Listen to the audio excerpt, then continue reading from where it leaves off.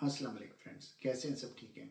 आज की वीडियो में हम एक बहुत अहम टॉपिक डिस्कस करेंगे कि कनाडा में जब आप किसी को स्पॉन्सर करते हैं तो आप कितने अरसे तक उसके लिए रिस्पॉन्सिबल होते हैं, यानी उसकी फाइनेंशियल टेक केयर कितनी अरसे तक आपकी जिम्मेदारी होती है।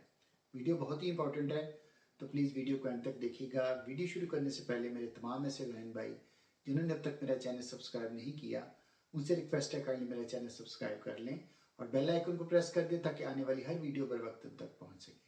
तो चलें फ्रेंड्स, वीडियो को शुरू करते हैं। जी फ्रेंड्स, जब आप कनाडा में किसी को स्पॉन्सर करते हैं तो वो बंदा कुछ वक्त के लिए, कुछ सर्टेन पीरियड ऑफ टाइम के लिए आपकी रिस्पॉन्सिबिलिटी होता है और आपसे वो इस चीज़ की इंश्योरेंस लेते हैं, ठीक है। क्योंकि ऐसा नहीं है कि आपने किसी को स्पॉन्सर किया, वो आ गया और इसके बाद वो आपने कहा जी मेरी जिम्मेदारी नहीं है, ऐसा नहीं होता। आपको इससे पहले उन्हें ये एश्योर करवाना पड़ता है कि भाई ये बंदा मेरी जिम्मेदारी होगा जितनी देर के लिए भी वो कहते हैं, ठीक है। तो मैं इसको स्पॉन्सर करता हूँ, तो काइंडली आप इसको मतलब मेरी जो स्पॉन्सरशिप है उसको ऑनर करें। तो जब वो आपकी स्पॉन्सरशिप को ऑनर करते हैं और वो बंदा स्पॉन्सर होकर यहाँ आ जाता है यानी परमानेंट रेजिडेंट बन जाता है, तो उसके बाद वो फिर आपकी ही जिम्मेदारी होता है। उसमें ये होता है कि फॉर एग्जांपल ये एक सर्टेन पीरियड ऑफ टाइम के लिए होती हैं डिफरेंट चीज़ें। ये नहीं कि तमाम लोगों के लिए एक ही मतलब पीरियड ऑफ टाइम होता है, ऐसा नहीं होता। वो मैं आगे चल के बताऊँगा, ठीक है। अच्छा, उसमें जो होती है यानी जो लेंथ है जो उस फाइनेंशियल रिस्पॉन्सिबिलिटी की, वो डिपेंड करती है आपकी उस बंदे के साथ। सबसे पहले तो उस बंदे की एज पे डिपेंड करती है, ठीक है। फिर आपके उस बंदे के साथ रिलेशन पे डिपेंड करती है and where do you live, ठीक है। ये डिफरेंट चीज़ें होती हैं जिस पर ये तमाम चीज़ें डिपेंड करती हैं, ठीक हो गया। अच्छा, इसके बाद फॉर एग्जांपल आपने किसी को स्पॉन्सर किया है और मैं मिसाल दे रहा हूँ, जैसे किसी ने अपने स्पाउस को स्पॉन्सर किया और यहाँ के सेपरेशन हो जाती है, यहाँ डाइवोर्स हो जाती है, उस सूरत में भी जो मैंने फिर कहा, मैं डिटेल आगे चल के बताऊंगा कि कितनी टाइम के लिए वो होते हैं। फॉर एग्जाम्पल ये स्पाउस की बात करें तो ये 3 साल के लिए आपकी जिम्मेदारी होगा वो स्पाउस, नो मैटर वाट कि वो सिटीजन बन जाता है या आपके फाइनेंशियल जो है सिचुएशन वो चेंज हो जाती है, इवन गेट वर्स हो जाती है, आप डेट में चले जाते हो, या अगर आप एप्लीकेशन भी दे देते हैं कि यार मैंने इस बंदे को स्पॉन्सर नहीं करना, ठीक है, आपका माइंड चेंज हो जाता है और वो एप्लीकेशन उन्हें मिलती है जब वो बंदा परमानेंट रेजिडेंट बन चुका होता है, इवन देन वो आपकी रिस्पॉन्सिबिलिटी है फॉर द नेक्स्ट 3 years। और ये 3 years कब शुरू होते हैं? जब वो बंदा परमानेंट रेजिडेंट बनता है उस दिन से लेके ऑनवर्ड अगले जो 3 साल है, वो 3 साल आप उस बंदे के लिए रिस्पॉन्सिबल हैं उसकी, ठीक है, क्योंकि आपने उसको स्पॉन्सर किया है, ठीक है। तो इसलिए जिसको भी स्पॉन्सर करें बड़ा सोच समझ के करें, क्योंकि अक्सर ये सवाल पूछा जाता था, तो मैंने कहा यार एक वीडियो बना के डिटेल अपने बहन भाई को थोड़ा एजुकेट किया जाए कि यार ये it's not an easy job कि आपने किसी को स्पॉन्सर कर दिया, वो आ गया और उसके बाद कहें ठीक है यार मेरा आपके साथ नहीं जो कोई सिलसिला चलता या मिलता या जेन नहीं मिलता तो आप जाओ, you are on your own, ऐसा नहीं होता। वो आपकी जिम्मेदारी है for the certain period of time, आपने प्रॉमिस किया हुआ है।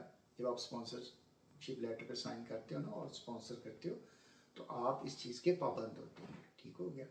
अच्छा, उसमें मैं बता रहा था कि अगर आपकी जॉब भी चली गई है तब भी आप रिस्पॉन्सिबल हैं, आप डेट में चले गए हैं, आपके हालात वर्स हो गए हैं, जो भी यानी कह रहे हैं कि वर्स्ट कम वर्स्ट सिनेरियो में भी आप चले जाते हैं तो आप उसके लिए रिस्पॉन्सिबल होंगे, पीरियड, ठीक हो गया। मैंने कहा था कि वो कितनी देर के लिए आप रिस्पॉन्सिबल होंगे, क्योंकि ये जो है लेंथ ऑफ टाइम जो है ये सबके लिए एक जैसी नहीं है, सब पे वो एक ही यानी फार्मूला नहीं अप्लाई होता ना। फॉर एग्जांपल स्पाउस के लिए या जो आपके हैं कॉमन लॉ पार्टनर्स उनके लिए है 3 साल की लिमिट, ठीक है। 3 साल तक आप उनके रिस्पॉन्सिबल हैं, चाहे आपकी सेपरेशन हो गया, चाहे डाइवोर्स हो गया, जो भी हो गया, एक दफ़ा आपने स्पॉन्सर कर दिया, जिस दिन से वो परमानेंट रेजिडेंट बने उस दिन से लेकर अगले 3 साल आप रिस्पॉन्सिबल हैं, ठीक है। अच्छा, उसके बाद जो डिपेंडेंट चाइल्ड होते हैं आपने उन्हें स्पॉन्सर किया है, ठीक है, चाहे वो बायोलॉजिकली हों या आपने अडॉप्ट किए हों, ठीक है, और वो आप उनके लिए होते हैं रिस्पॉन्सिबल फॉर नेक्स्ट 10 years, जिस दिन से वो परमानेंट रेजिडेंट बनते हैं या until they reach the age of 25, दोनों में से जो पहले हो जाए आप उसके लिए रिस्पॉन्सिबल हो, ठीक है। अच्छा, ये मैं थोड़ा सा बताता चलूँ कि ये चीज़ें क्यूबिक के लिए नहीं है, ये बाकी तमाम कनाडा के लिए, ठीक है। अच्छा, और a child adopted in Canada under 22 years of age, ठीक है। मैंने कैटेगरी बताई थी कि आपका अपना बच्चा हो बायोलॉजिकली, ठीक है, या आपने अडॉप्ट किया हो, या आपने कनाडा के अंदर को बच्चा 22 ईयर्स से जो उसकी एज अंडर हो, कम हो, वो आपने अडॉप्ट किया, वो सारे इसमें आते हैं। और वो फिर जैसे आप आगे आपको क्लास बताइए वो कैसे अप्लाई होती हैं।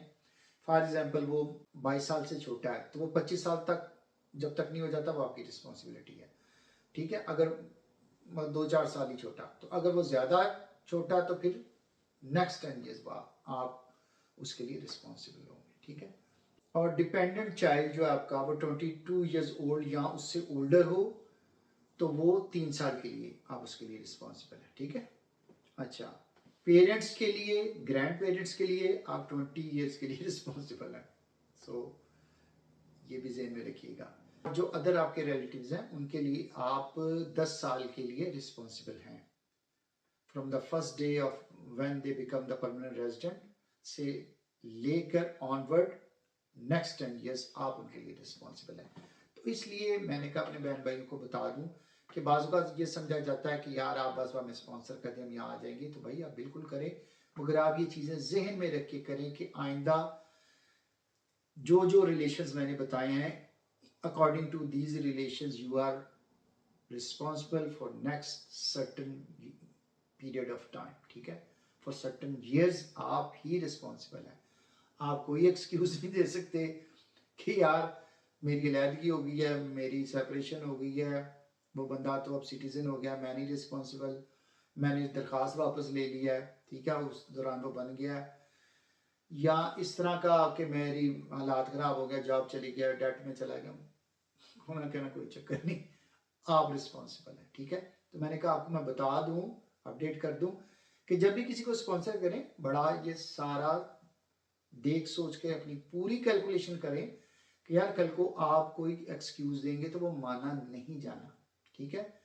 अपने फाइनेंशियल जो हैं हालात, अपनी कंडीशन वो भी सामने रखें, अपने हालात जमा तफरीक सारी कर लें, अपनी फैमिली भी देख लें, यार कल को किसी ने आना तो आप आया उनको अफोर्ड कर लेंगे। देखिए उनके साथ भी ज्यादती, आप उनको बुला लें बाद में कहें यार मैं नहीं अफोर्ड कर सकता, तो ये फिर बुलाने वाले पर भी आता है और जो बेचारा आता है जिसको बुलाया जाता है ये उसके साथ भी फिर जाती है, ठीक है ना।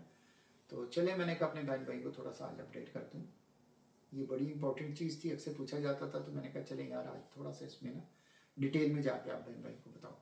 तो चले फ्रेंड्स ये थी आज की वीडियो अच्छी लगे तो प्लीज़ इसको लाइक और शेयर कीजिएगा, दुआ में याद रखिएगा, अपना बहुत सा ख्याल रखिएगा।